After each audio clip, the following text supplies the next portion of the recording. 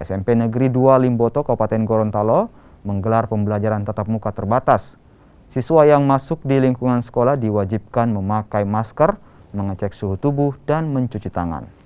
Pembelajaran tatap muka juga disambut antusias orang tua siswa dengan mengantar anak ke sekolah dan berharap siswa dapat belajar dengan efektif. Selama pembelajaran tatap muka, siswa di dalam kelas dibatasi hanya 50% dan diberi jarak 1,5 meter antar siswa.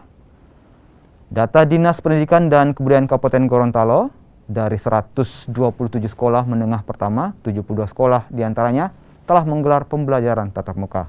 Sementara 297 sekolah dasar semuanya telah menggelar pembelajaran tatap muka. Insya Allah dengan tatap muka ini anak-anak bisa belajar yang lebih bagus lagi, efektif. Mengharapkan untuk prokesnya itu selama di pembelajaran mereka tetap ada mencuci tangan, menjaga jarak, kemudian dengan memakai masker. Hari pertama masuk sekolah ini saya tetap mengarahkan wali-wali kelas, di mana pada saat ini wali kelas harus bertemu dengan anak didiknya. Mereka di dalam kelas itu harus saling mengenal. Bagaimana mungkin mereka akan belajar, akan berkonsultasi dengan wali kelasnya ketika mereka tidak saling mengenal.